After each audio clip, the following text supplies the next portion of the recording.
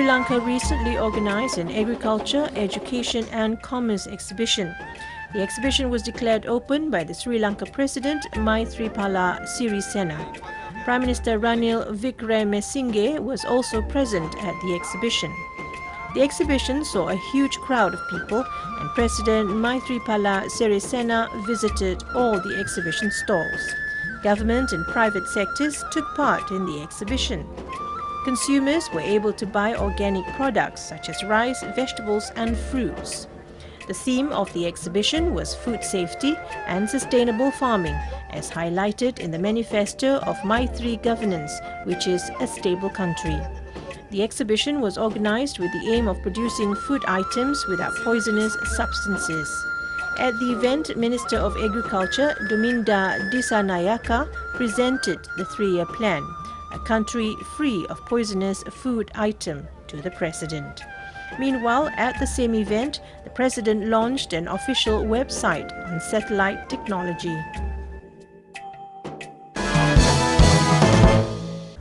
After risking deaths on the migrant trail and 2 months in nightmarish refugee centers in Germany, Mohammad Asif bought a one-way ticket back to Afghanistan, relinquishing his lifelong dream of asylum in Europe.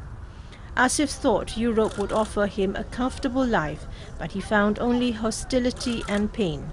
Asif, an economic graduate, left for Germany with a people smuggler last year. He said the refugee camps were nightmarish and Europeans kept humiliating them all the time.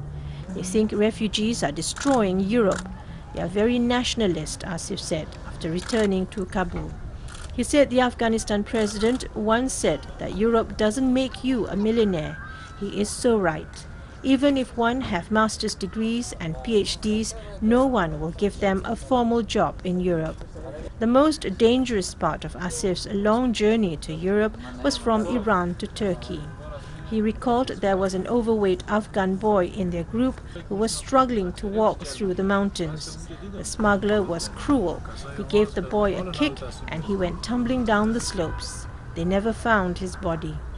Afghans are the second largest migrant group behind Syrians arriving in Europe, where authorities are struggling to cope with the continent's worst refugee crisis since World War II. But small and growing number, like 26-year-old Asif, are now returning to their country, torn by war and gripped by economic malaise, as overcrowded refugee centers, a lack of jobs and the rise of anti-immigrant fervor in Europe leaves them disillusioned. Abdul Ghaffur Aryan, a returned migrant, said they faced plenty of difficulties in the camps. There were no hygienic toilets. They were in the camp for more than 3 months and were served butter and jam 3 times a day. They would clean the toilets every 2 days. The living situation was really bad. The Germans did not give Afghans a chance of studying German courses. They were never asked why they had gone to Germany. That's why he decided to come back. A chartered plane last month brought 135 disillusioned Afghan refugees back from Germany in what is likely to be the first of many such flights organized by Kabul, Berlin and the International Organization for Migration.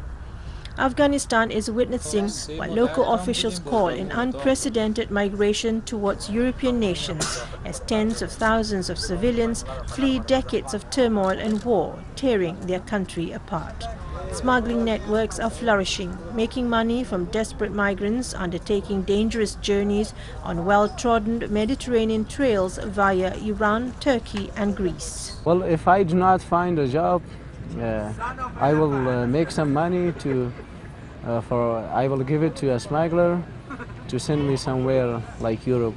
It's the people now, anybody is dreaming to leave Afghanistan because they are living in a violent country, in a war country. They cannot study, they cannot start university. Their future is too dark. But many realized rather belatedly that most smugglers sell them a pack of lies about big mansions, lucrative jobs and a cozy life in Europe.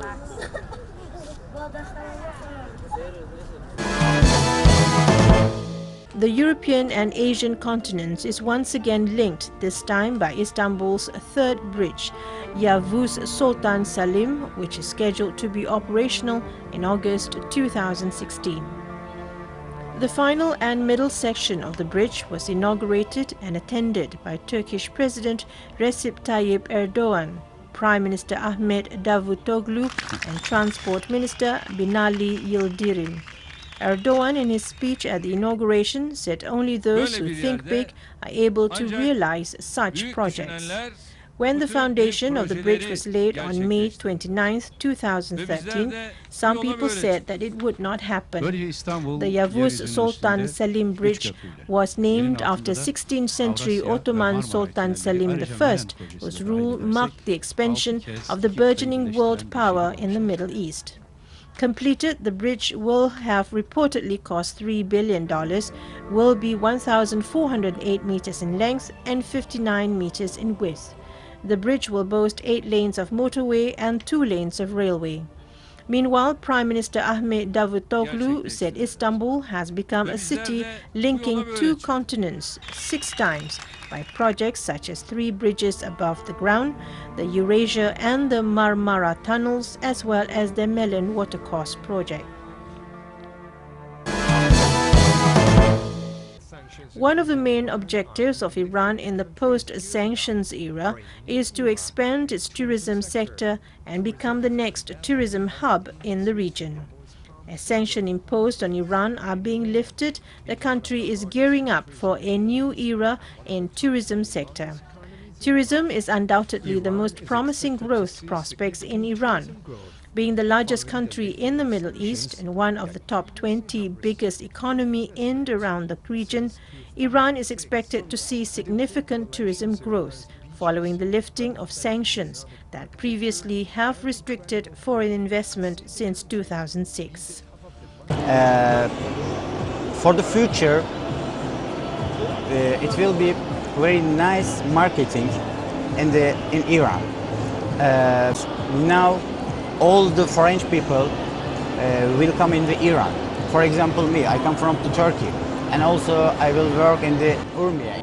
With improved relations, Iran's beaches, breathtaking Islamic architecture, and incredible food could see the country be the top of the must-see destination of the current year.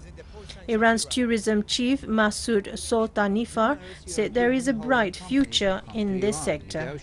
He said most European holding companies have come to Iran negotiating for investment. Fortunately, nearly 2 months after the implementation of JC Power, Iran's tourism industry is in a high status. Meanwhile, an exhibition held recently in Iran was an ideal venue for exchange of ideas among tour operators, the biggest of its kind in post-sanction era. Exhibitors adopted new approaches to attract friendly investors and tourists into the country. An Iranian official said the country plans to generate up to $30 billion of tourism revenue by 2025.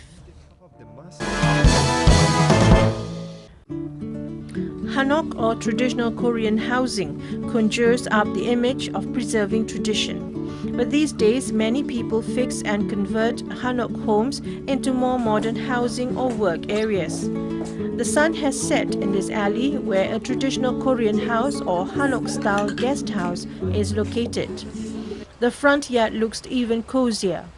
This guest house is especially popular among foreign tourists as they experience living in a hanok and enjoying traditional Korean food. I like the ondo, I like the atmosphere. I don't know. I like how quiet it is too. There are over 2,000 hanok-style guest houses in the capital Seoul alone. Stepping into this hanok home and behind the front gate, we find a photo exhibition parlor. The black and white photos and the wooden frames blend together nicely. Lee Chang-wook, a resident, said visitors treat this area as a special space and freely come and have a good time. All hanok houses are getting a makeover these days. Improved methods for assembling timber also help reduce construction costs and building time. Thanks to the rising popularity of Hanok residences reborn in modern architectural style, an exhibition introducing Hanok housing was held for the very first time.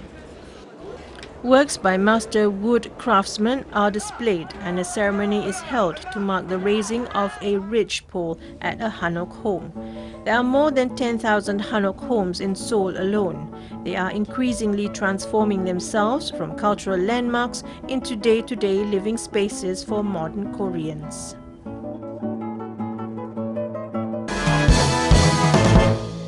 Sections of Japan's highest waterfall have frozen in the unusually cold weather.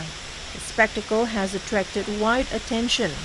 Called Nachi no Taki, the waterfall in Wakayama Prefecture is 133 meters high. Nearby is the Shinto shrine Kumano Nachi Taisha that honors the flowing water as a deity. Recently, a priest at the shrine discovered the basin of the waterfall had frozen over. On surrounding rocks, the spray had formed into icicles. In the sunshine, rainbow colors appeared over the white ice, creating a visual icy spectacle. Shrine officials say the temperature around the waterfall had fallen to -5 degrees Celsius. The ice did not melt even in the afternoon, and many tourists were able to enjoy the sight. A high school student from Kanagawa near Tokyo said it was good luck to have the chance to see it and was very surprised to know that waterfalls freeze. This man said the waterfall was beautiful. The waterfall is part of the sacred sites and pilgrimage routes in the Kii mountain range, which are designated a UNESCO World Heritage. The International Patient Helping Society and Iradeli Ad Amla Association set up a prosthetic factory for civilians who lost a limb in the Syrian civil war. 10 Syrians and 1 Turkish prosthesis technicians worked in this factory. Until now, prosthetic legs have been implanted on 110 people in 6 months. 250 patients are waiting for implants. This Arabic man said a missile dropped when he was in a street in Idlib and he lost one of his legs. They have sent him to Gaziantep province. He was operated there. Even if it is a prosthesis, he said he is grateful for the implant.